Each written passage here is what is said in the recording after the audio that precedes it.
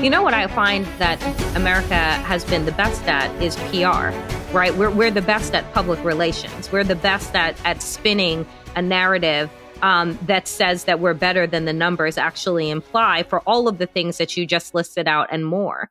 And I think that what is really problematic is that when you start to decouple people from their humanity, right? You can have these monstrous type tales that say that in order for us to remain safe, we need to put either a wall, a prison, bars and distance between us and those other people over there. And then if you continue to have Hollywood and other outlets enforce the narrative of danger around these people, then we don't care. We're like, throw them away and lock up, put them away and throw away the key. And I think that, just going back to what you said at the top, we call these facilities correctional facilities. We call the officers that preside over these correctional officers. And my question is what are we actually trying to correct? Because if we were actually locking up people with the thought that they were going to regain freedom at some point and resume being a part of society, then our facilities wouldn't look the way that they did. Yeah. Right? Because what we're creating with these monstrous type systems and these prisons and all of the complications that come with freedom, you would know that what you're doing is hardening quote unquote monsters and then putting them right back in said communities. And so talk to us about the ways that the narratives of real people, 50 years, right? Like, what is the crime? That for 50 years, you're going up against a jury of a parole board of your peers that says that you don't deserve freedom.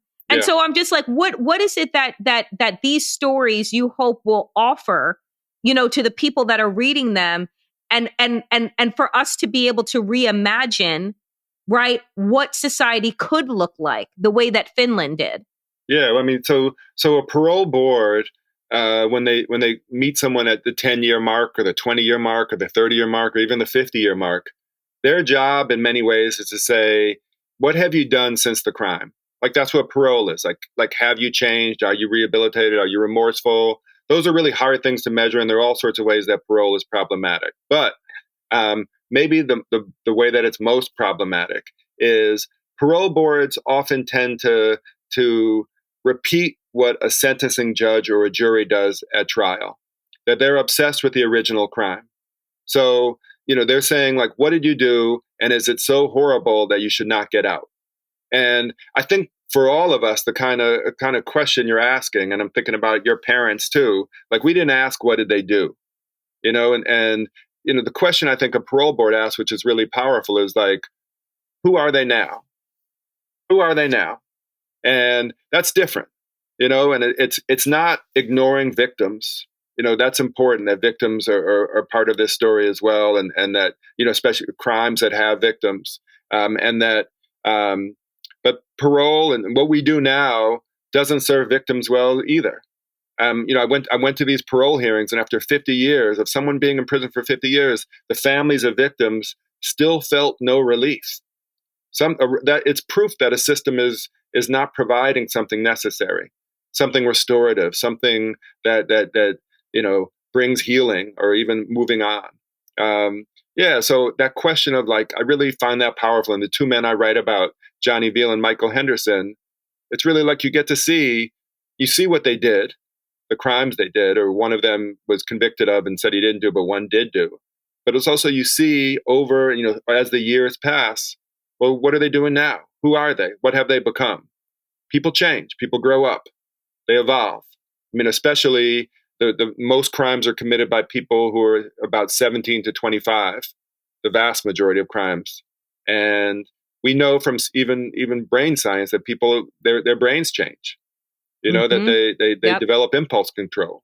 And so people literally grow up. And, even us, we change. We're at that age where I'm not the same person I was at 23. I don't want to be the same person I was at 23.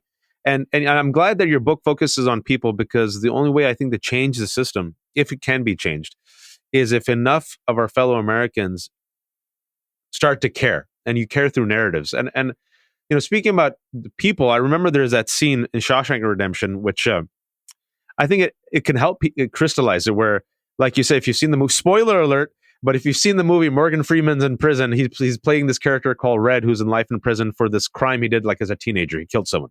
And throughout the movie, there's these 3 sections of the movie.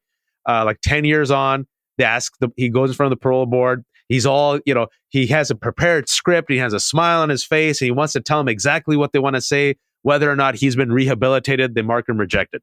Second time he comes up 20 years later, a little bit more old, grizzly, a little bit more bitter, but then still plays the game, and they reject him. They're not convinced he's rehabilitated. At the end, he's 70 years old, and he answers the question in a way. He says, I really don't care. I live my life. There's not a day that goes by that I regret the decision. I'm a different person. So you go ahead and stamp that form. Yeah. And spoiler alert, that's when they actually say that he's rehabilitated. I say all this because I taught at San Quinton. A friend of mine was teaching a lot of these folks are on death row. And these were some of the brightest students, Ben, I'd ever met. And they read my play, and I had a day with them. And, another friend of mine taught some folks in New York. So I did the same thing. And then she said, I read their essays, and I feel so bad because these students are so bright and so smart and so committed, the best students I've had. And they made a mistake years ago. And many of these folks, she said this was the through line, which broke my heart. She said, these men, these hard, tough men, said, life would have been so different if I just had someone who put their hand on my shoulder, if I just had someone who guided me, if I just had someone who believed in me, or just one person. And so I think you're, and I see this system that is so brutal. And I remember I wrote this in my book, Plug. I said, going through what my parents went through, I saw the prison industrial complex as Galactus, the fictional character in Fantastic Four who eats worlds. It's the destroyer of worlds. It's a destroyer of generations. And with that personal story of these two individuals, I don't think people connect the dots. And if you can, crystallize for us, it just doesn't affect the person who's incarcerated. This impacts that family, that community, and generations. Can you give us an example of how the system breaks generations? Yeah, completely. That we have millions and millions of children growing up with at least one parent in prison, and to grow up in a household where we would want people to have both of their parents there, to have a parent there, and it also normalizes prison as an experience, in communities.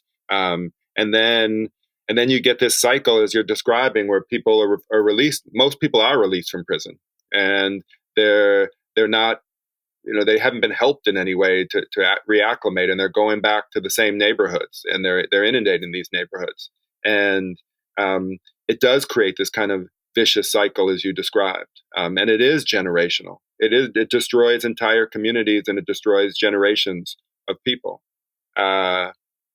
Yeah. And I just want to add what you were saying about, I've taught in prisons as well. And with this work, I go into prisons. We do this thing more than anyone else. We should be required to see it. We should all of us should be required to go in. Every law student should have to spend like a rotation for medical school, should have to go into prison at some point. Absolutely agree. See what the end product of the legal system is for many people. People should have to really experience this thing. And, what we do in America, the prisons are usually far away from urban centers. Communication is made really difficult. We should at least have to see this thing and have these kinds of conversations of being like, well, what do we really feel? What do we really think? And if we decide as a people, like, no, we really believe in warehousing people and just being, retribution as kind of punishment or kind of like revenge. If we really believe that, maybe we do by default, but like that's a conversation that we should be having. We shouldn't believe that, but we should know what we're doing, and we should have these kinds of talks about it, and we should really think about what our values are.